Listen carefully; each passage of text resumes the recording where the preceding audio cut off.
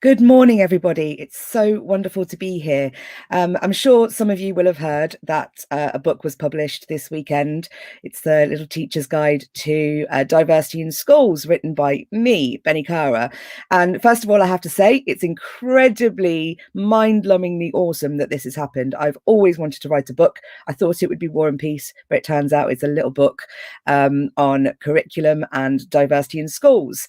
I'm really grateful for the opportunity, and I just want to first speak to the idea that if you are a leader from a diverse background, that the avenue to writing a book is not closed to you, and that if you have ideas about what's happening in schools, not just about diversity, not just about curriculum or teaching and learning, please do approach publishers and get them to listen to your ideas. And I'm sure that everybody here today would be willing to support you in doing that. So I am joined today by some guests, and I am incredibly grateful. You'll see them on the screen as I talk. I'm just going to introduce them to you. So my first guest is Christine Council. She is a historian, a history teacher by trade. She's contributed to many, many books on the curriculum, not only textbooks for teachers in schools, but academic research around curriculum. I have to say that I am a total fangirl, Christine. I have been following your work for many years, and I do reference you in the book. And for me, you really embody what it means to have a diverse curriculum. Certainly, if anyone's heard Christine speak, you'll know this, that she does reference lots of different things about other cultures and make sure that they're in there. My second guest is Tom Sherrington. Someone you'll know that he has written a few books. I mean, they're not that popular, but they are Learning Rainforest, if you haven't heard of it, Learning Walkthroughs, which have been hugely popular, really accessible books for teaching and learning, and the fabulous Rosenshine's Principles book, which is a guide, an instructional guide to Rosenshine's Principles. He's a former head teacher, and he's very much an advocate for diversity in the curriculum. So thank you for being here today, Tom. My third guest is Mary Myatt, and her book, Gallimaufry to Coherence, was a huge influence on me. She's written many books on school leadership, in particular High Challenge, Low Threat, another book that I found particularly useful in my leadership journey. She has an RE background, so she's incredibly knowledgeable, and recently she launched another resource for teachers called the Soak, which is a one-stop shop guide for all things schools related. There's some fantastic material on there, so please do visit if you can. And my final guest is Sonia Thompson, who is the head teacher of St Matthew's C of E Primary School. She's also the head of the research school there. She recently contributed to the Research Ed Guide to Curriculum, a chapter that I thought was incredibly enlightening. She spoke directly to the idea of diversity and including communities in the process of creating a curriculum. And she will be talking to us later as well. So those are my guests. Just a little bit of background about me. I'm a deputy head teacher in Derby.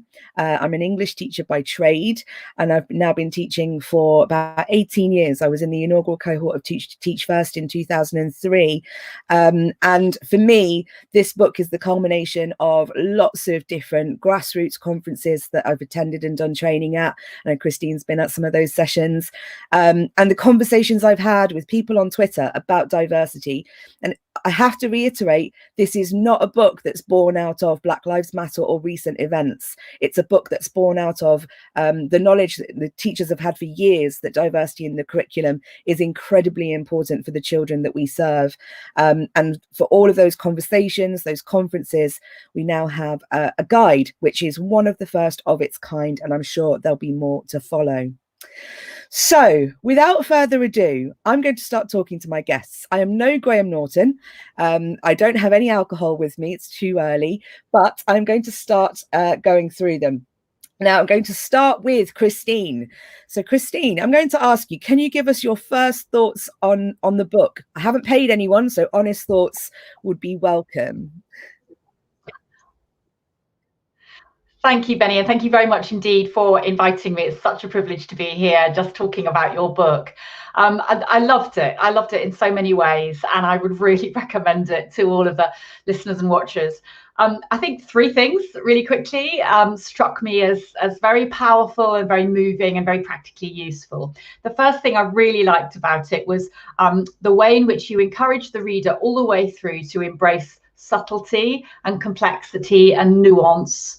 And mutability, changeability. So, for example, in that really useful section at the beginning where you talk about language and you just help the reader navigate their way through some of the issues around language and the challenges and the importance of that, because language can exclude, and people can do a lot of damage unwittingly by not understanding language. And in that, you are so clear about the fact that terms like ethnicity or people of colour are changing and will change again, and that therefore it's not about, you know, memorizing the fixed definition and getting it right and naughty you. It is about being responsive and staying as a listener.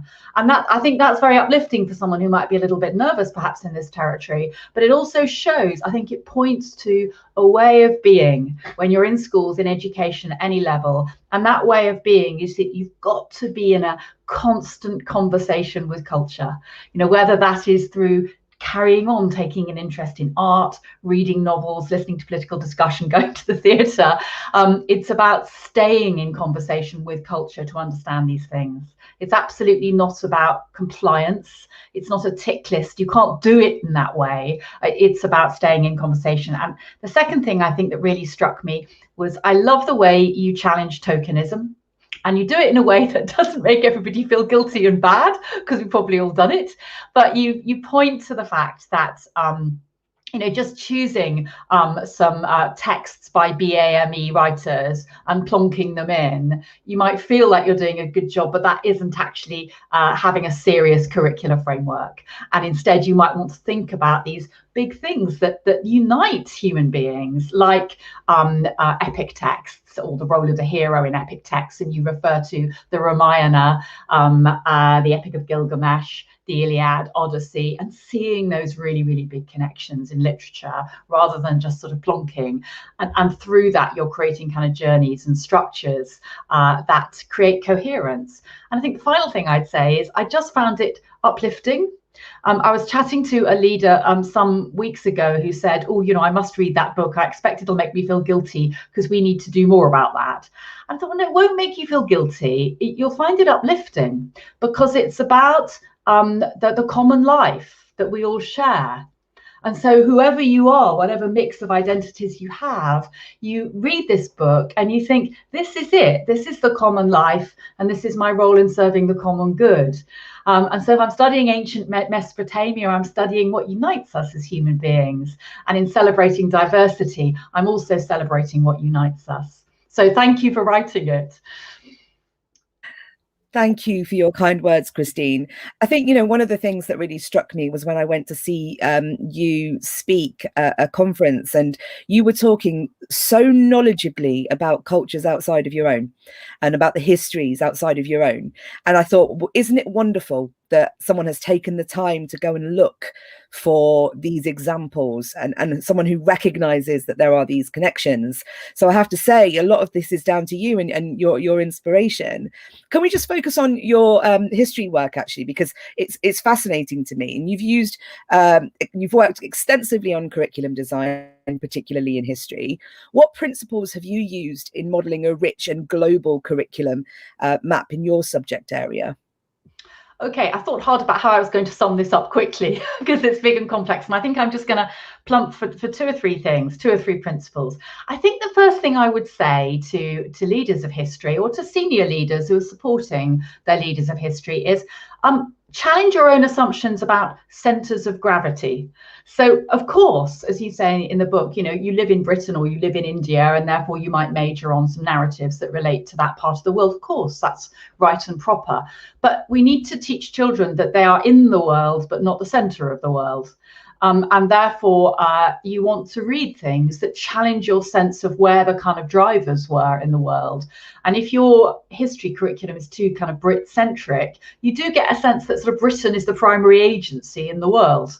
And of course, that's not the case. So reading something like Peter Frankopan's Silk Roads sort of reminds you of the changing role of Britain and indeed Europe in the world in the context of trade, for example. And you therefore start becoming very, very interested in such things as ancient Persia, or just the role of Asian history, which might be completely neglected actually in your entire Key Stage 3 history curriculum. So think about your centres, what you're assuming to be centres of gravity, or what your children's assumptions might be about that, and how you might want to challenge it. I think the second thing I would say is keep thinking about connections. Everything is connected. That studying history is about connected worlds. And the more you get into that, the more inspirational and moving it is. It's always humbling, and it's always inspiring. So at the moment, I'm writing about Baghdad, which is great because it's really challenging and I'm learning lots of new stuff. I'm writing about for children, writing about 8th to 10th century Baghdad. And what an extraordinary place, because I'm able to get into depth and detail around the people who live there, painting a picture of the lives of these people by the River Tigris, these Arab Muslims who've settled in Persian lands, who are influenced by Indian ideas and who are passionate about resurrecting the ideas of the ancient Greeks, which have all got lost in the chaos of the collapse of the Roman Empire. And there they are, building knowledge about astronomy and mathematics and science and philosophy and geography. And they're building it because they've got this mission to resurrect knowledge that they think has been lost, but they're creating new knowledge which they need for their empire. Now that is a story of connected worlds. So it's a wonderful paradox, and I think that's the heart of the matter with great history teaching. It's always not just do lots of depth and do lots of overview, but blend the overview and depth. It's like a cardinal principle. And that example of Baghdad, you've got to spend time on it, get to know what it looks like, get to know those building your houses from bricks by the River Tigris, and the problem that because you're building them from mud, because there's no natural stone in the plains, that they keep melting and you've got to rebuild them. It's these little material details and the detail of the people and how they lived and what was important to them in religion. And yet at the same time, through that, you are learning about these huge connections. So choose your topics that allow you to get the big and the small picture powerfully integrated. I think that's a central principle. That is a wonderful way of looking at it. And I think anyone who's listening to you now, Christine, will see the passion that you have for your subject. And actually the principle of trying to find those connections is something that we can all take advice from, and certainly something that I would echo. There's lots of teachers out there who'll be thinking about, replacing units of work, or looking at their history curriculum all over again. What advice would you give those people when they are going about the very much the practical aspect of creating their curriculum?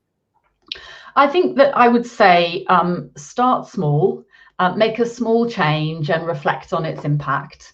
It's very easy to go into a panic if you take a long, hard look at your own curriculum and think, actually, this is failing in so many ways. And then you overwhelm yourself and you've just got too much to do. Start small, think through, let's take half of year 8. And let's just think through what we can do here, and always think about the agency of content in terms of what comes next. You mentioned schemata in your book, the fact that you're always building these schema that change your long-term memory and how you're apprehending the new. So focus on that year 8 section and think about what difference does that make in year 9. So if in year 9 I'm going to do something like the story of oil and how it changed the geopolitical world, just pluck that as an example, what am I doing back in year 8 that will enable children to be ready for that? Because the references, whether that's political or social or cultural, mean that they can take it in.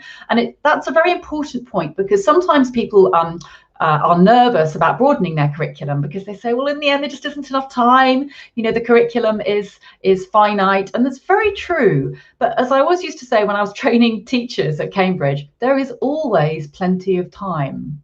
Now, I'm slightly engaging in hyperbole there, but there is always plenty of time, because it isn't an aggregate, it is a narrative.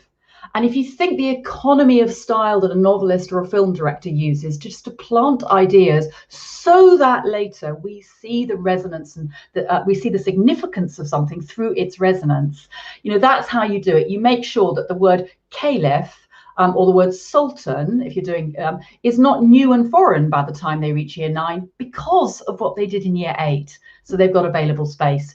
And I think if I can say one last thing, which might not seem immediately practical, but which is fundamental and which empowers you, I would say keep reading. The history teacher who is relying on the scholarship they read when they were 23 is a history teacher frozen in time. So, you know, I trained history teachers for 20 years at the University of Cambridge, and I am just dropped every day by what I don't know. It's just, you know, I've got such gaps, and I just thought I'd grab my fave books I'm reading at the moment. So, you know, I really ploughed through the Court of the Caliphs to try to understand Baghdad from the inside. And then when I'm writing something on the Mediterranean, David Abulafia's The Great Sea, absolutely wonderful sense of change and continuity in the 16th century that makes you think about the Mediterranean. Or most gloriously, I'm only halfway through this one, but it's really challenging me and making me think about year 9 curricula, is Waves Across the South by a Cambridge academic, Sujit Sivasundaram, which is just wonderful in making you rethink the 19th century. So keep reading. And to leaders, what are you doing to reward the teacher who reads? You know, even if they only manage a chapter a month, how are you rewarding that, placing a premium upon that and valuing that in your school culture? That's such an incredible point. You're right. You know, we reward teachers for everything. We reward them for being on duty on time. You know, we do the star of the week and that kind of thing. But quite often it's not subject based. And that subject specific time is so valuable to teachers. And I know that we all wish that we'd had sort of more agency with that. And I think that's something that all leaders should be thinking about. Thank you, Christine. It's been really lovely hearing from you. Please stay with us because I'm sure there'll be questions.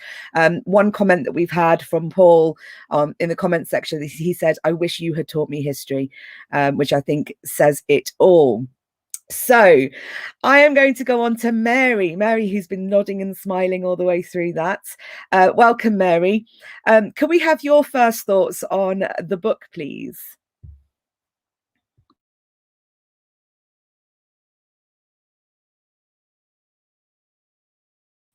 The ultimate pro. So sorry. Thank you, Benny. I was delighted to be given the chance to read this, and I thoroughly endorse it. I think it's absolutely fantastic. It's something I'm going to revisit again and again. So a number of things that struck me. First of all, I've still got a lot to learn. You've got such an engaging top level way of conveying your ideas, but then there's so much sitting behind there. And I'll just pick up one in particular that I've thought a lot about the difference between race and ethnicity, but actually you've pointed me in a new direction, which is terrific. The second thing that really sort of hit me in the solar plexus is your section on names and the casual way in which some parts of the sector refer to both colleagues and pupils in terms of their true names. And this is just so important. It's a real sign of lack of respect and lack of dignity towards another human being that we don't take the time to do that. What I've found in my own work is that pupils and colleagues are very forgiving, on condition we're making the blimmin' effort, you know, and so this assumption that it doesn't matter is absolutely fundamental. One of the other things that came through to me is just one of the things I reflected on is I think there's sometimes a reluctance to engage with some of this this way of working, this way of thinking, and it because people are worried about getting it wrong, so it's easier to park it.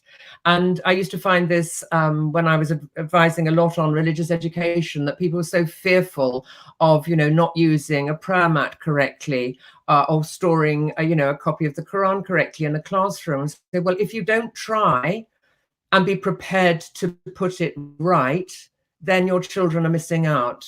And so it's all about intent. If we're intentionally being disrespectful, that's one thing. But if we're coming into a space with curiosity, careful curiosity, then we learn where we might have misjudged that. That's a completely different space. And the third thing I would say about it is that highly theoretical, great lightness of touch.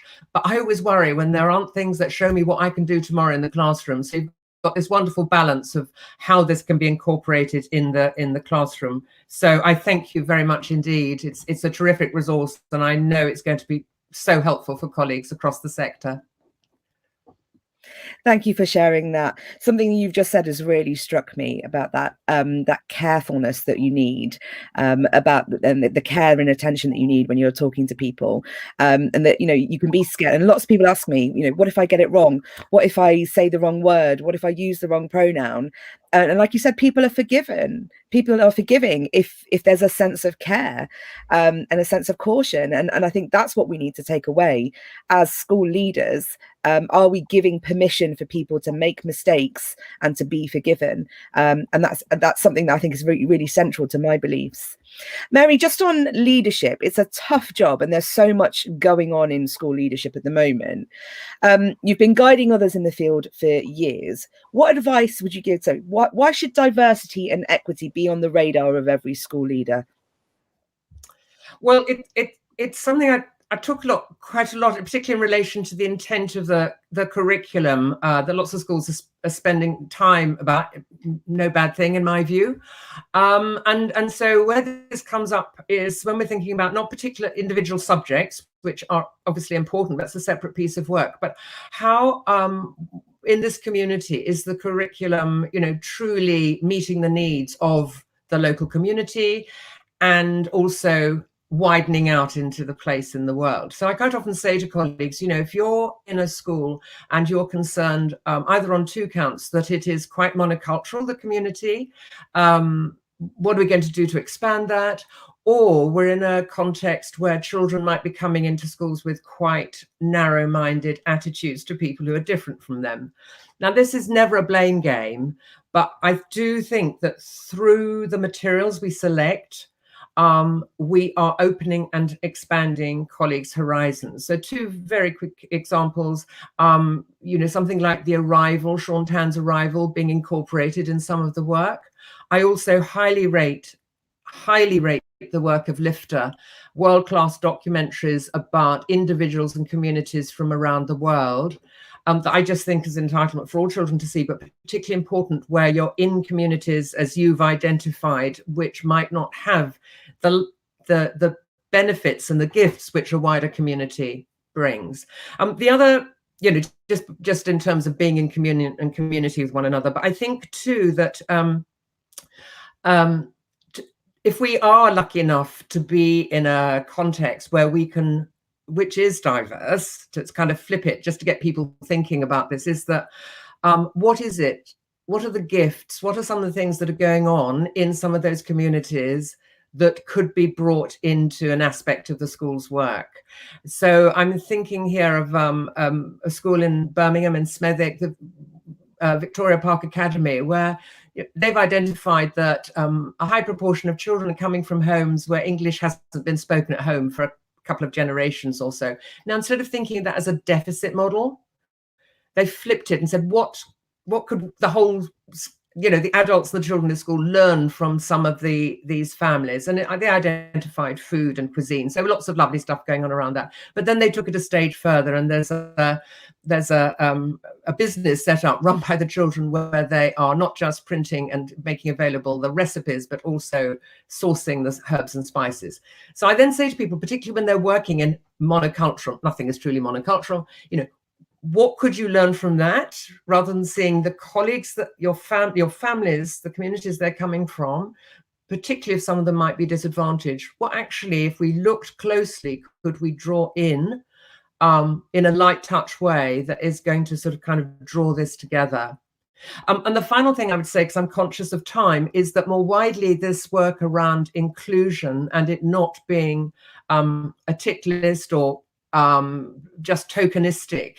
I'm reflecting quite a lot on Frances Fry's work from the Harvard Business School, and she talks about, you know, we can do all this work in terms of inclusion, and this is in the widest sense in which you include it and diversity in your book, Bennie. But it's about are we creating the spaces where those colleagues actually truly feel that they are welcomed?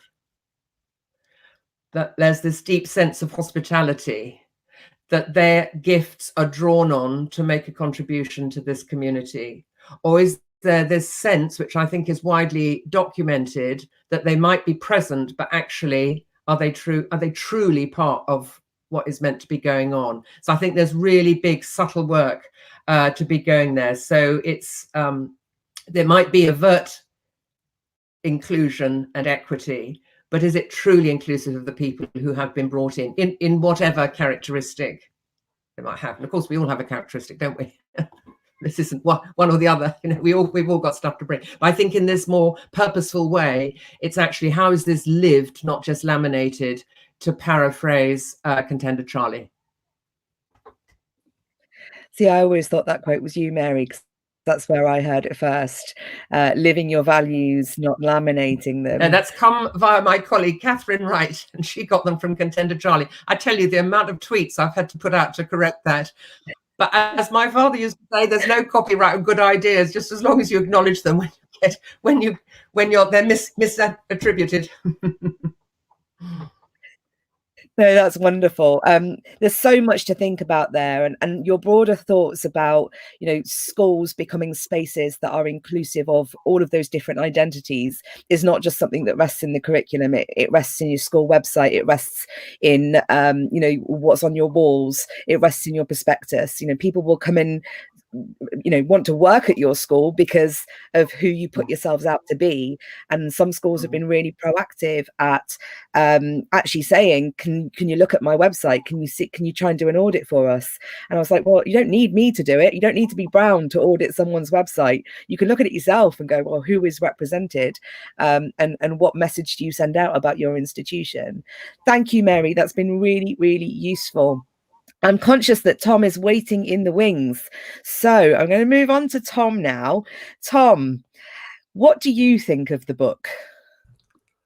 Well, I think it's fantastic. I mean, I first heard you talk on I think it was an English conference, like a video. I think it was about 10 minutes where you talked with great passion, actually, quite emotional talk about not seeing yourself represented in the books that you read at school. And then, you know, suddenly finding books later on in life where you're thinking, where were these characters, you know?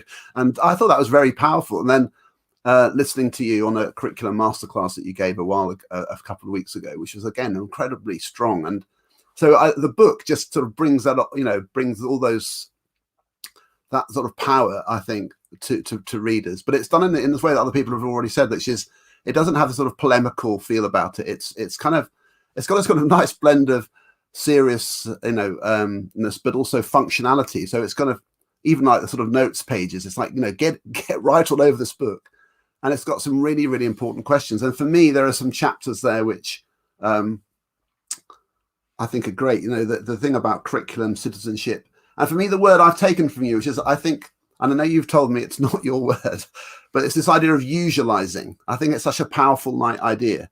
So when you're talking about diversity in schools, it's not bolted on. It's not stuck on the edge.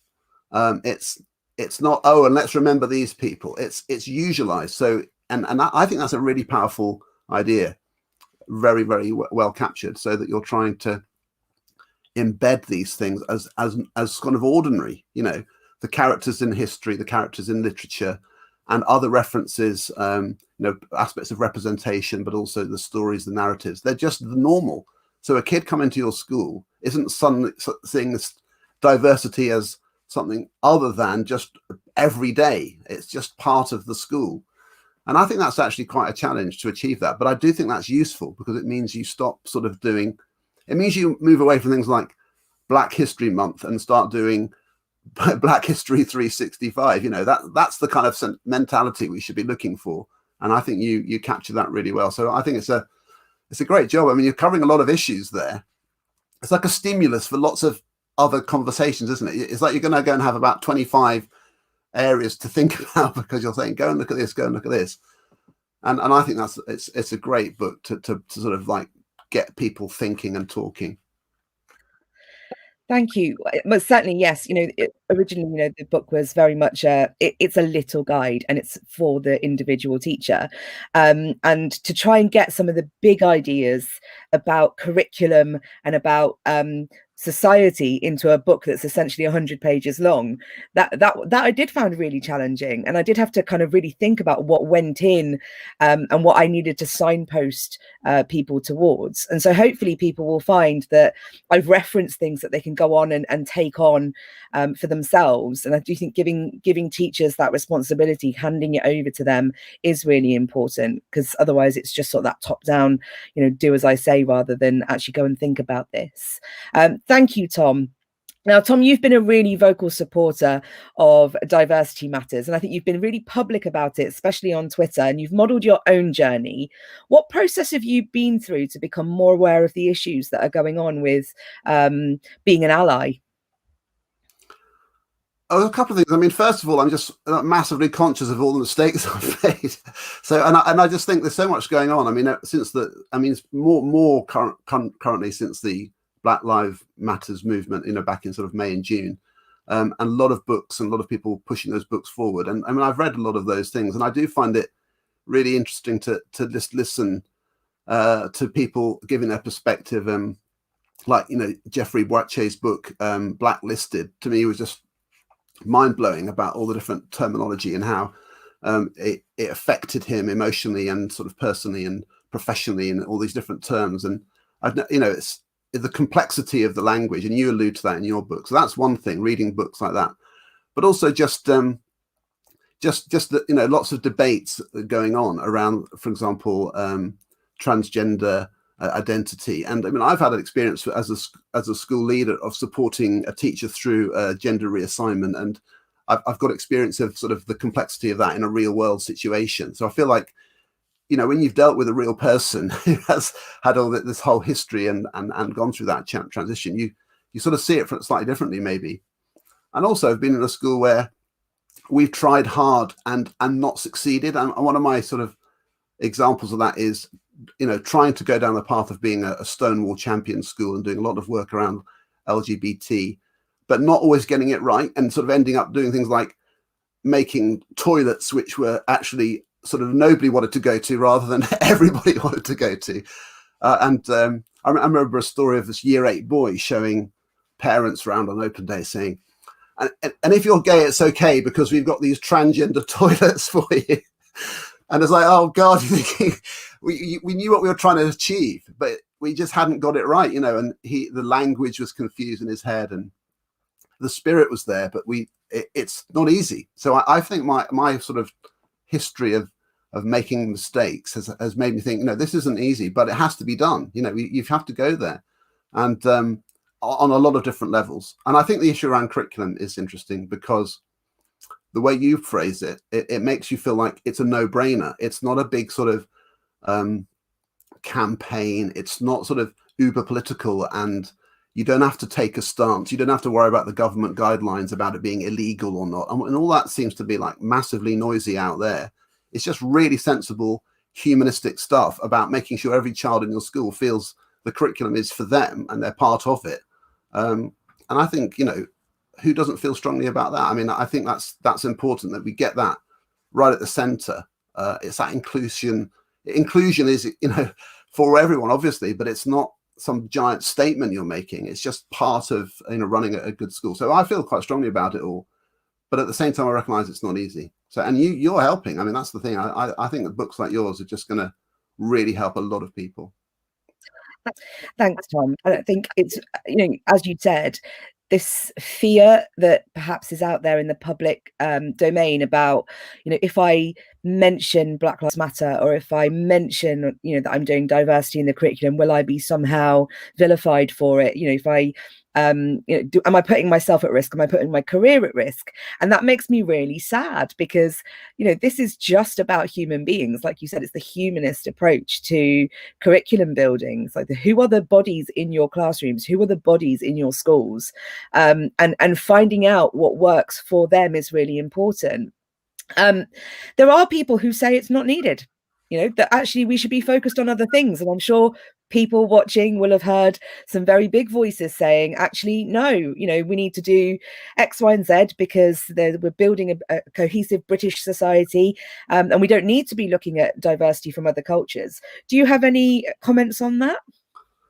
Well, I just think it's bizarre. I mean, for me, you know, if you read Adam Rutherford's book about you know, the whole sort of genetic story, I mean, I love that, and there's some really mind-blowing facts in there. Like, for example, you only have to go back, you know, in hundreds of years to find a European person from whom that we're all connected to, you know, and you know, I've got a family tree which takes me back to, you know, William the Conqueror, but then but millions of other people do as well. You know, we're all, this whole thing of humanity being one giant family, and you know, with variation is so important to teach that. So you know, I think that idea about the science curriculum, really getting that message across, is important, and also the examples of parallel stories. I mean, how British history surely is the sum of the histories of British people. And those are so diverse, and we need to capture that richness, don't we? So the idea that it's sort of unnecessary, but at the same time, it's not a threat. I mean, every child needs to know about the kings and queens, because that's the. But at the same time, we need to know about all the other stories which contribute to our contemporary British society, of course, and they're not in opposition. And as Christina so, you know, cleverly says, you just need to allude to things and give a flavor to things and create this thing. It's not about more. It's all about webbing it all together. And I think that it's the way that it's done, so it doesn't feel like it's sort of time, like in competition. It's not in competition. It's just that richness. So no, it's definitely needed. I think there are some other areas about tokenism. I do worry a bit about that. So, you know, if you're looking at in science, for example, I mean, I could go on about this a bit more, but I don't think I've got time to. But there are some things where you think, don't go looking for it too hard, because there's so much already there to do. It's sort of, you don't need to sort of dredge things up to sort of stick them on. You just need to make sure that the things that you're teaching are referencing all the kind of fairly obvious examples that are there. And you know, a quick survey would tell you whether you're doing as well as, say, some other schools are doing. Comparing different schools' curriculum models, I find really powerful, because you see that other schools are really doing this much better than others. Absolutely. And one of the things I always say to subject leaders who are saying, well, how do I do this? I said, you don't need to reinvent the wheel. There is material out there already that's really rich, and those communities on Twitter that are talking about how they're weaving this roadmap, the curriculum roadmap, from EYFS all the way up to year 13. You know, that exists somewhere. So ask the questions and reach out, and share the work that people have been doing, because they've been working incredibly hard. Thank you, Tom. Always lovely to hear from you. Now I'm going to go to Sonia, who has been sitting patiently waiting for her turn. Sonia, you are a working head teacher, and I can't imagine what that's like at this stage of 2020. I think we've probably had 2024 times over this year already. And we managed to get through Friday the 13th relatively unscathed, I hope. Sonia, what are your first thoughts on the book? Oh, goodness me. This book is just, for me, what you've done is you've made something that's complex very simply. So simple complexity. That's what you've managed to do with this book. I think you've pulled together some really important issues and given teachers in a simple, short guide, lots of opportunities to think, to wrestle a little bit, to understand a little bit more, to deepen the knowledge, but also to ask themselves lots of questions. I think this whole idea that you presented straight away when you talked about Indra's web thread and the idea of this interconnectedness. I think you kind of presented it straight away to say that actually this is something, it's about truths. I think that's what you've pulled out here. We're not trying to present anything to any school that's not the truth. It's about making sure that your curriculum involves truths. And truths means that if you're studying the core bits of the curriculum, there are other stories that weave into those ideas. There are other understandings that weave into that. And by doing that, you're bringing in opportunities to talk about your community, your context, the cultures within your community. And I just think that's a powerful stance for any school to take. And I think it's a stance that we should all be taking regardless of our context. So I think it's an important guide for teachers, for leaders, and for college, for universities. You know, talking to students and equipping students to come into school with that mentality and that mindset that actually this is what we do as teachers and practitioners. Yeah. Thank you, Sonia. And certainly, you know, when I was writing it, I was thinking if I had had this at the start of my career, it would have been so useful, because as an early careers teacher quite a long time ago now, we didn't have these conversations. We talked about send, and we talked about, I think, you know, kind of the extent of difference was very much about learning needs as opposed to identity, and how that can impact on learning. So yeah, it was very much about, well, how do I become the best teacher I can be now, but how can I make sure that that happens for other teachers as well, not just in terms of, right, well, we need to talk about X, Y, and Z, but how do you build it into your daily practice? So Sonia, you are you're working on the primary curriculum obviously all the time, so your work is notable. What principles do you abide by when you're ensuring that your school is a diverse environment? I think for me, certainly in my context, and where Mary talked about this, you got the opportunity of working in what is labelled as disadvantage, but you know we see as this richness of cultural heritages that we work within, but within a disadvantaged context. I think where we start from is always with our pupils, and not seeing them as deficit, but seeing them as bringing in a multi-layered, organic heritage and culture. And we always start from that place because we know that if we uncover the layers, there's some richness, there's some new knowledge that we can all learn.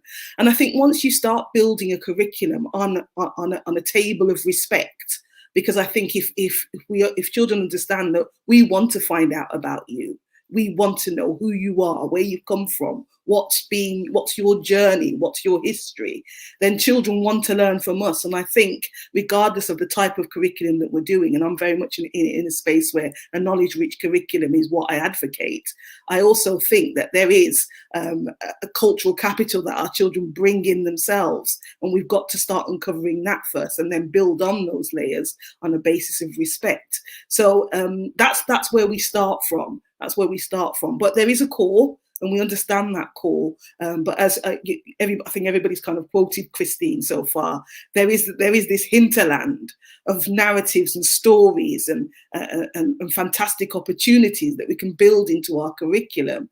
So that's how we've done it. And I think this idea of starting small, we've got to start small. There's lots to learn, there's lots to inject, but things, when you're doing the Greeks, you do the chemets. When you do it looking at science, you look at people who have made massive contributions. It's about making sure that we're empowering our curriculum leaders, and our curriculum leaders understand that this is the principle of our school. If you're a leader in this school, your job is to find out those narratives, and your job is to celebrate those narratives and find the beauty of those narratives within your curriculum area. And that's the job that you've been given within the school setting. And if we need to be those advocates as leaders in our schools to help our subject leaders know that this is what we want, this is what we expect. So it's really important that this is the message that as leaders we're giving as well. Right. And what advice would you give to someone starting out in the classroom? You've been doing this a while now, and you've been talking about curriculum and planning lessons for a long time. Someone just coming in and saying, I need to remember how to do assessment, I need to remember how to do behavior management.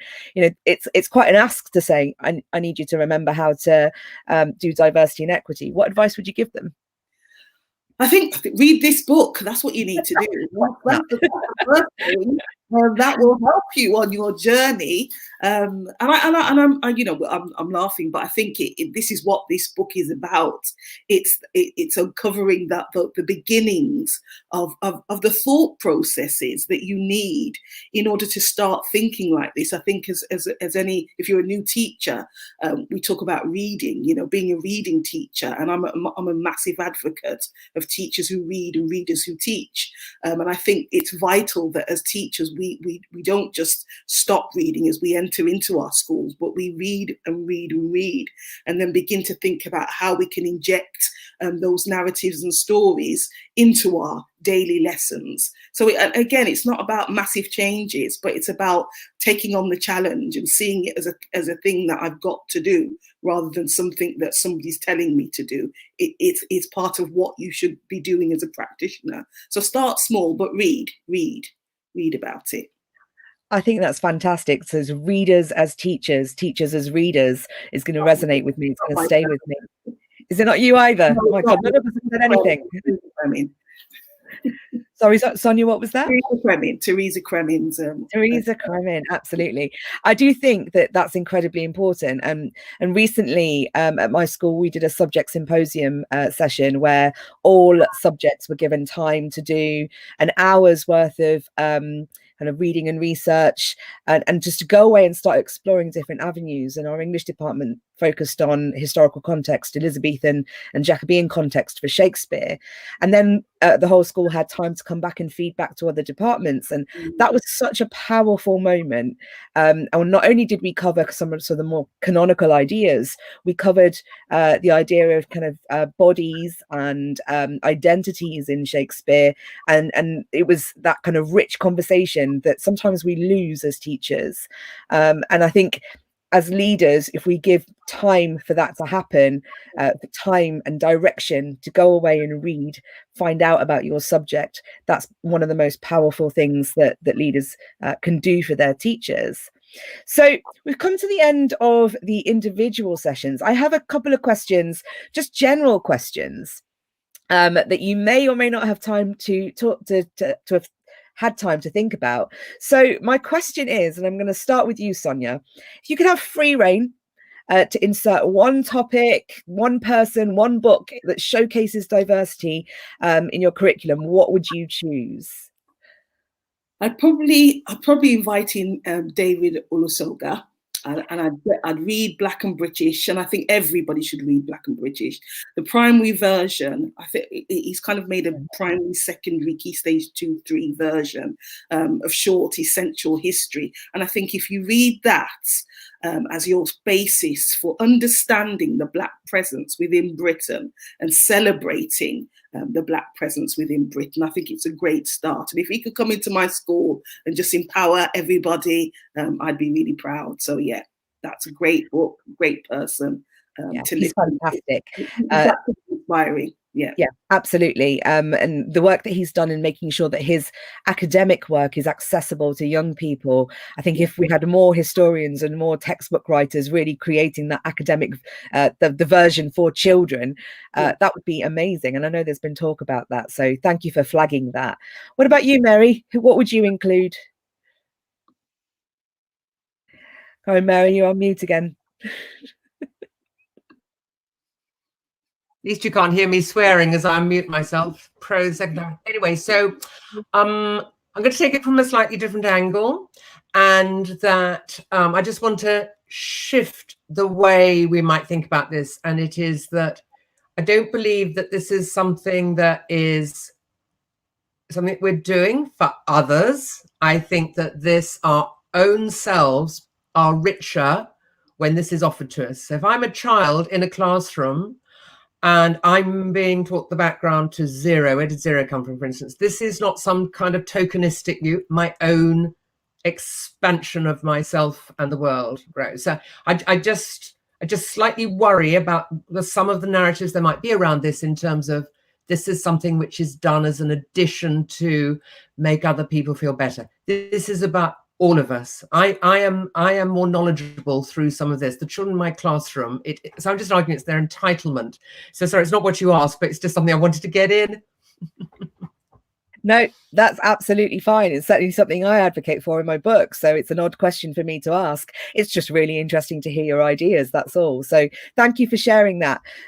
Tom, over to you. What would you include? Tom, you'll have to unmute yourself. We were doing so well. It's embarrassing, isn't it? The amateurs. For me, I think one of the key things, which, as I'm a science teacher, for me, the thing which I feel needs to give way more prominence in the curriculum generally is the story of evolution and migration. And I think those things, if people understood properly how humans have evolved on our planet and how we are very much, one species of people, and how closely we are related at a fairly basic genetic level, I think we'd understand our place on Earth much better. And that starts in the primary curriculum. If you look at Key Stage 2, you've got, the story of evolution is told. And then I just think migration stories need to be far more sort of strongly promoted, even in terms of, say, the story of being Black and British, beyond the stories of slavery and civil rights, because those dominate. And I just think that's what I think, and getting every child to sort of have their story of how they came to be where they are needs to be sort of found time for. So that's the main thing. Evolution and migration, I'll sum up. No, absolutely. And I reference migration in the training that I do, not just as a kind of physical movement of people, but the migration of ideas, of cultures, of conventions and language. To me, that's fascinating because I am such a kind of melting pot of different countries. And to see those connections, it immediately means that you don't feel like an island. You don't feel like, you're just one thing. You are a product of the globe. So, no, I fully agree with you. And last but not least, Christine, what would you include? Now, I know Baghdad will be in there somewhere, but is there something else that you'd like to include in the curriculum? Thanks, Benny. I think I'm going to do a Mary and sort of slightly move around it, probably because I have already said my favourite topic of Baghdad, for achieving all these things. I think I would say the thing that is most important for me is be careful, be wary of superficial connection, superficial coherence, and be thorough. And so, for example, if you want children to be fascinated by the richness of, say, medieval Muslim Spain, and that glorious, fascinating society of Judaism, Christianity, and Islam coming together, working together in its art, in its polity, and so on. I mean, yes, moving between persecution and trouble, but also harmony and collaboration. If you want children to understand that, don't just sort of zoom in on that and say, oh, great, we're going to do this great all singing, all dancing topic on medieval Muslim Spain. Ask yourself where else in your Key Stage 2 or Key Stage 3 history or RE curricula you are doing Judaism thoroughly. You're doing it properly. You're not just dipping in and out in the context of a bigger theme, but somewhere you're actually clambering into that Middle Eastern world, understanding lots of its stories, and likewise Christianity and likewise Islam. Be thorough, do these things properly, follow their natural contours in their own right, and look to the disciplinary questions we might ask about them. And the more you tackle topics really thoroughly, clamber into the meaning making, and I'm talking arts, humanities, English literature, clamber into the meaning making of that community, the more and better will be your fascinating connections, and the more fascinated children will be by those connections. Thanks, Christine. I think it's so important to make sure that actually we are experts in our subject, and sometimes I think the instinct is to find things quickly and sort of link them in, and that does more harm than good sometimes, because we haven't really explored the ins and outs of it. I mean, certainly in English, we can't just choose a book and say, well, that's written by a Black author or an Asian author, it has a Black character in. To really think about the implications of the things we choose is a real responsibility. And recently you've had lots of exam boards talking about including more Black and Asian writers into exam texts. One of the criticisms I had of that was, well, actually, what are the narratives around those cultures that you are promoting? What's the single story narrative that you're promoting? And that's the risk, I think, to make sure that we are actually finding positive representation as well. So, you know, certainly as we kind of wrap things up, there are things that I want to pull out as threads. We've talked a lot about storytelling. I think we're all in agreement from primary school all the way up to A level and beyond, that storytelling is the crux of our curriculum building, that our narrative is a story, and within those stories there are other stories. Intertextuality was one of my favorite things to learn about when I was a student, and I remember the first time I discovered it. I didn't discover it, I was told by my English teacher, who happens to work for the Pearson education team now. And she told me about the links in C.S. Lewis's The Lion, Witch and the Wardrobe, and the intertextuality and the cultural references that were in that book. Now, they are problematic, and that's something that I explored later on. But I was fascinated by the fact that there was a story, and within that story, there were references to other stories. And I think as educators, we've got a responsibility to draw out the threads of those stories, not just, you know, kind of being really literal about it, but making sure that we've got an ability to see beyond the surface of a text or a topic.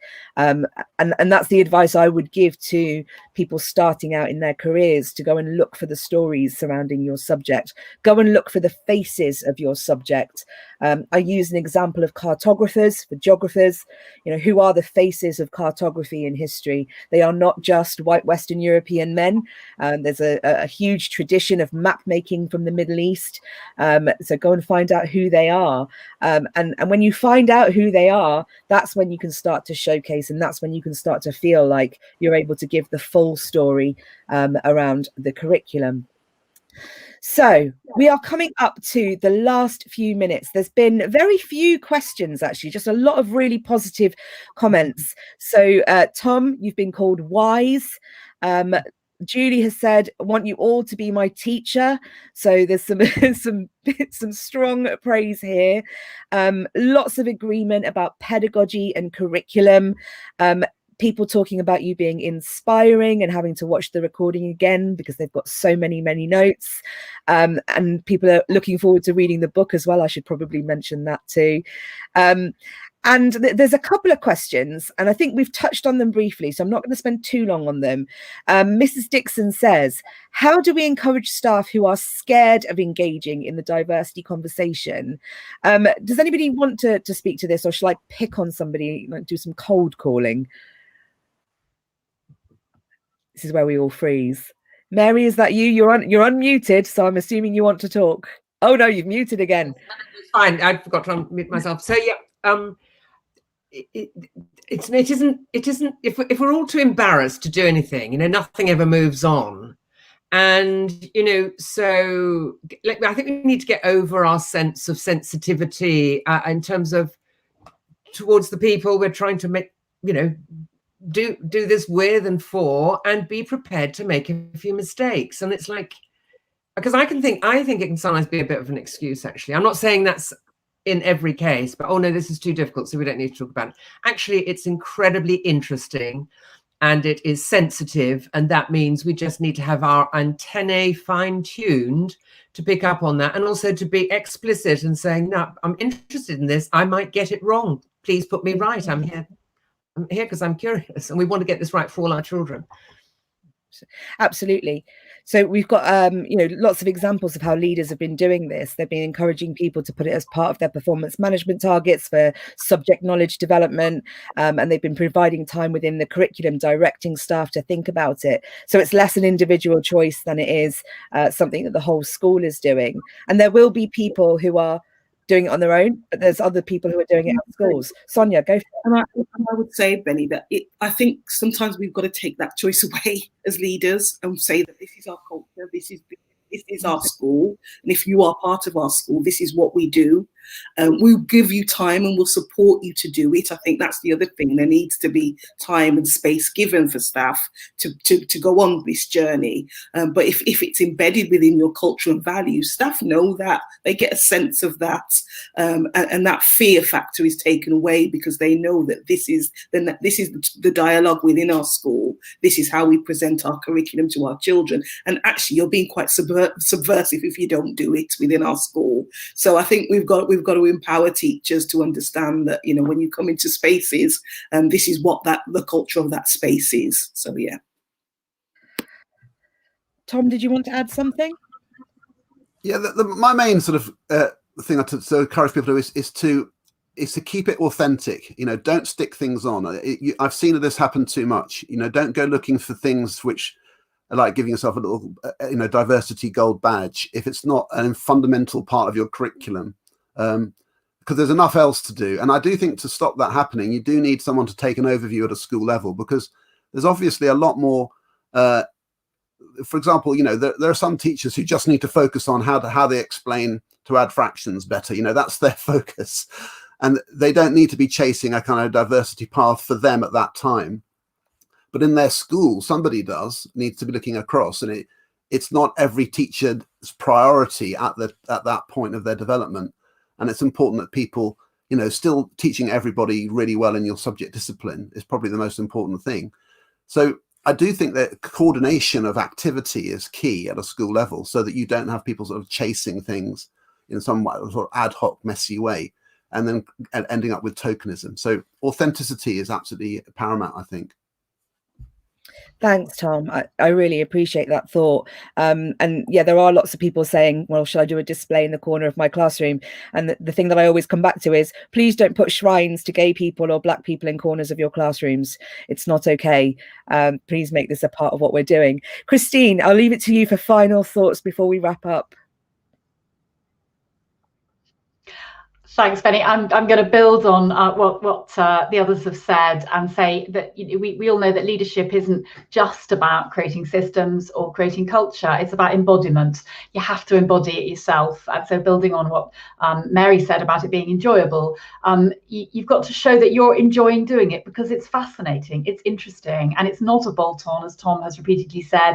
It's not an extra, it's not something you stick on. It's a fundamental part of great history teaching, great literature teaching. The past is diverse, literature is evolving, and therefore you're not doing subjects well unless you are thinking in this way and staying open. And you've got to show that is enjoyable. So are you, as a leader, reading the plays, reading the novels, talking about them, discussing places and the meaning of places? Are you being a geographer, being a literature lover, being an artist, being a musician in these rich ways? Are you embodying it and showing what educated people do as a leader? Thank you, Christine. That's a perfect way to end. Now, I have to say, I think we may have caused some sort of rupture in the universe by having you all in the same space. I don't think that's happened recently at all, to have 4 people with such credentials behind them all on the same call. So thank you so much for your time and your comments, and your support of the book and your support of diversity in the curriculum is so appreciated. And I know lots of people have got lots out of it today. I'm going to wrap up by saying those people who are here today, you are eligible for a discount on the book.